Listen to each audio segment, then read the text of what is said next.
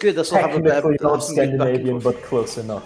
Close enough. I think Alright. we are getting into it almost immediately. They are You're ready to getting into a go. hand warmer into Or it could be a neutral start. No, it's a hand warmer. You're right. Shout outs to production, by the way. Just wanted to say, just before we're waiting for it to start, thanks to everyone that's been involved with Super Bowl Online. And I know there's been some production difficulties that were out with their control, but everyone has handled it with such professionalism. It's been great. It has been so great. It's been so good. Also, just want to mention, when we saw all these trailers in the meantime, it said on the Camp Cone, you could enter if you were UK, but this has been changed, so you can now also register if you're fully vaccinated and you're from anywhere in Europe. So and you go want to ahead. The first in real life event. Yeah, it's gonna be so good. We're getting right into this because we are now on FD to start off game one. It looks like they're a little bit underway already. And it looks like that Team Scotland off to a very, very early lead here.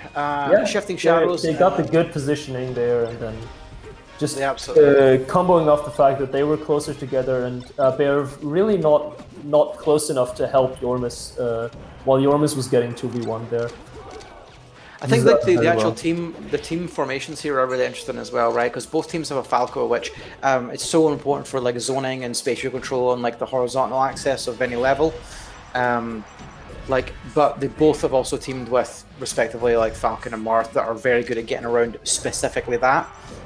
So it'll be interesting to see like how these teams basically work around each other's bird in order to get like the combos they need to really take this game. I really like what Team Sweden are doing here as well. They're answering right back and keeping things really close and respectable. Yeah. And oh, nice! Out of the laser, instantly moves out, gets the tipper F smash, kill. Nicely done. I do think like it is really interesting to see how lasers are used in teams every time, because usually you want to throw a laser if like there's nothing else to do, right? As Falco in singles, you throw a laser. You can't really do that in teams, not only because there is considerably less openings where there is nothing else to do, because there's always more people and so the whole thing is closer together, but also because of the way you kind of don't want to interrupt your partner doing something. Absolutely, and I think as well, like with lasers and singles, it's so much more focused on either hitting your opponent or stopping them jumping out of shield or doing something immediate. Whereas in teams, it's way more about like overall positioning control and being like, I don't want that opponent to go into this zone, so I'm just going to shoot lasers way above their head, or I'm going to shoot lasers low to stop them recovering in this manner to set up for my teammate.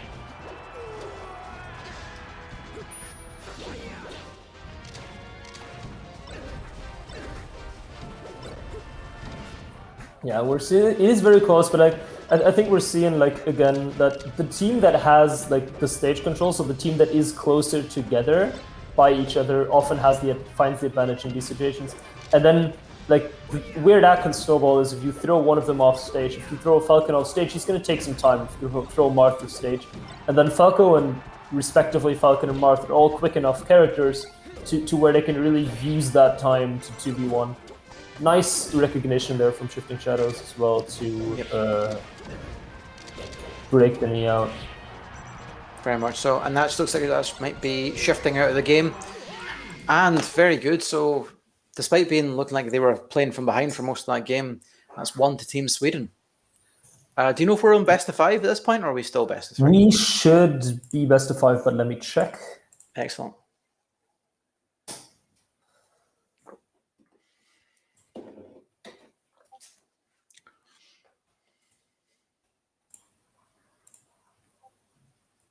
But we are not in best of 5 yet. We are in best of 3 still. I would have said then, I mean, if it was best of 5, I would have imagined we might have ended up on Dreamland, just from, try and nerf the Marth and get a lot more space for Falcon to run around. I think that's probably what they'll ban as a result, and we may end up Battlefield? Maybe? Maybe. I think in general in teams it is stages are a bit different. Where oftentimes you'll also not only pick for character as you often would in singles, but you're also picking for your team's playstyle. But in a vacuum, of course, you're looking at like the Falcon versus Marth matchup, because like if you're a Falco and a Falco, well, that kind of cancels out. So you're looking at getting the Falcon ahead. Yeah, and it does also depend on you're quite right, the play styles and also the synergy between the team and what their game plan is for beating. I do think that's something. Usually, if you're in this case, I don't actually know how much these guys played together as teams, both the Scottish team and the Swedish team. But something that I would usually consider often is if I'm in a team that is the more static, like synergistic team that plays together more often, I often prefer going Yoshis. Why is that? Because there's so many interactions that happen 2v2 and not 1v1. On Dreamland, there's more space to go for 1 versus 1 interactions, where the quote-unquote better singles players sometimes get favored, in my opinion. Right. But that might be a placebo and me just liking Yoshi's because we played a team with big hitboxes when I had a doubles partner. Absolutely. And we're just seeing more of that really great awareness from shifting that you were speaking about in the first game. Knowing when to break away from who they're fighting to help their teammate. Yeah. And another great save from the unfortunate side really B. The sign of a great doubles player is the awareness of knowing when to fight or when to leave. I don't know exactly how static this team is, but I think they're at least. I would be surprised if they hadn't teamed many times in the past. Yeah. And again, another strong early start for Scotland, but they couldn't hold on to this last time round. So it's whether or not you can get in these situations and eke out that one stock lead. Cleanup. Oh yeah. Falcon definitely has the ability to be a tank and live for longer than he should, really. Oh, but Glaikit unfortunately loses an early second stock there. And this is the thing that I think Red Team is doing really well. It's just like they've managed to eke out a lot of 2v1 situations just by knocking like the opponents off at certain times. So they're always keeping themselves in a 2v1 advantageous situation, letting them just eke out more percent and keep the pressure on their opponents. And they're kind of running away with this as a result. Yeah, for sure. I'm currently having some trouble, so I'm looking into getting that fixed. But yeah, I think like what you're saying is like it's so cool to see in teams. I think in general when you really need to take your time that you don't have, because like you kind of have to know the decisions of when am I going where, because you don't necessarily can have all your focus on one opponent, but you kind of have to go wherever it's needed. Absolutely. And I think that a lot of the time it's like you can get like, because most of us play singles most of the time and we get tunnel vision so hard on like, okay, I got the advantage, I have to kill him now, right? I have to do everything I can to kill him. Especially after 2020 where really doubles like was even less of priority because doubles online wasn't as good for a while as singles was. It was ghetto net play before it was the crisp, slippy net play that we have today, and it was barely playable for people that are the singles rollback and doubles delay based era. Doubles delay based was so brutal. Like you could barely get 60 frames a second if you were like lucky, you know. Yeah, and never some stages just wouldn't work. Yeah, right. Like all the time.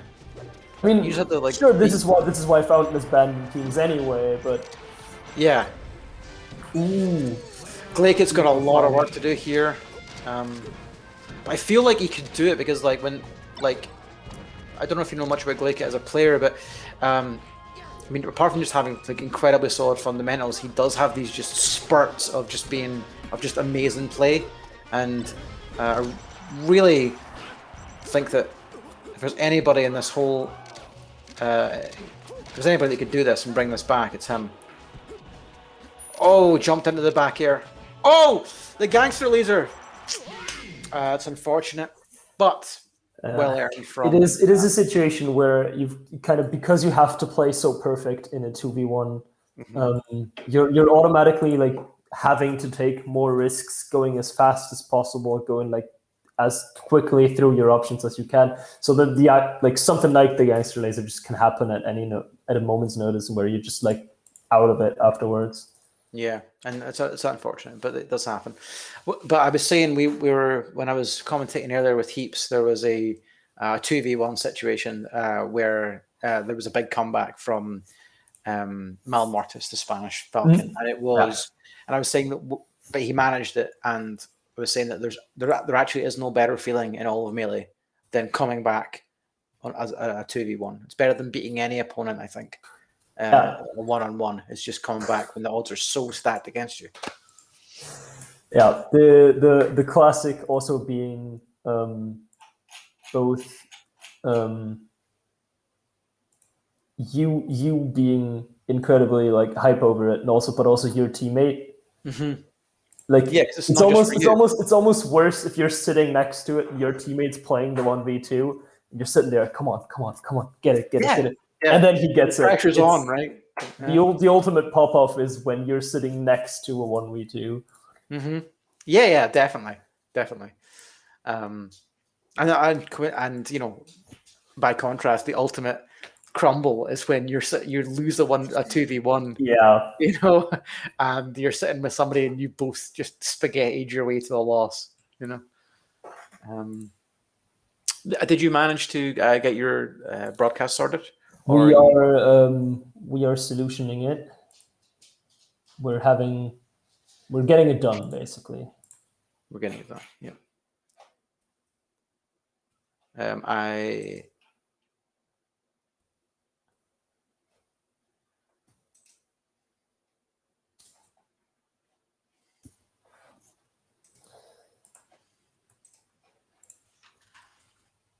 So now we're waiting for Noxa and Pixel versus Mal Mortis and Majoras. So the Spanish team versus a Dutch team. Excellent. This is the Spanish team that I was speaking about just there with the 2v1 comeback. Yeah, exactly. Mal Mortis and Majoras have had an excellent showing. They had a hell of a set against Timmy and Kellner, which they unfortunately lost. But I would have loved to have seen that. It was, I mean, you should go watch it back. It was brilliant. So it was only a best of 3 because it was still pools, but they took them to last game and last talk. It was superb to watch. And I think in particular, they have a really interesting dynamic when they play, which you'll see. Where they've, like, I think it's that what you're speaking about before is that synergy where you've got both players really know their roles. They really know, in what situations each excel and when to look out for their teammate and when to get involved and when not to. I also feel like that is one of the teams that I've heard these names back to each other so many times that pretty much has to be static team as well, right? Yeah, one of Spain's static teams, yeah. But I'd love to see them go further. For sure. I think we're still waiting on Spain. Probably just... And just as an aside, this is also already because of the still relative lack of doubles players. Get in here, folks. Get to playing doubles. I know. Why wouldn't you be playing doubles, right? I'd be playing doubles right now if I wasn't commentating. If my internet was better, I would be playing doubles as well.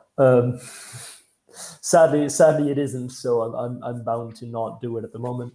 But we'll fix that as well. And then I'll just play doubles only, I guess, just to make up for lost time. I feel like in the Slippy era, I would move heaven and earth to get good internet.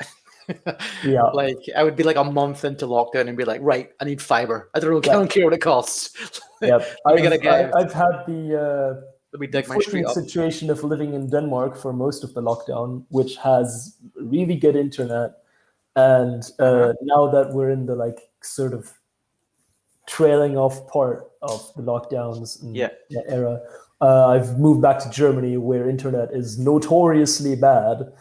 Is it? I don't know about pan-European internet. It's German very, internet it's sucks, very, it's very like region dependent. Very like shaky. It's weird And that that happens. Like I moved to Belfast, right, and it was just Yeah. like incredible internet. Like, and I was like, how? Like, you barely have trains that work. Like, how does your internet like bitching? well, there's no trains to get in the way. Yeah, I guess so. Like all the money was like broadband. That's what we're focusing on. Just get it in, fiber everywhere. Looks like we're in the hand warmers. Have you seen this, or are you still in to catch up? I'm still catching up, but I think we should be able to see. Just DM me if you need me specifically to help. I could do Yes. like a share or something. Yes, I should be fine with production helping me in the background. Oh, it's aggressive hand warmers. You see them and you don't know if it's hand warmers or if it's Yeah. So some people laser off stage in hand warmers. Some people laser on stage and just say, Yeah. "Hey, here I am."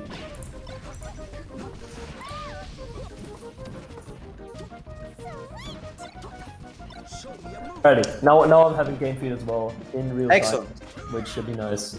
That's great. So I mean, what we're looking at here is Malmortis Majora's, which is a Peach Falcon team, and then we've got Noxapixel, which is Peach and Fox. And what we can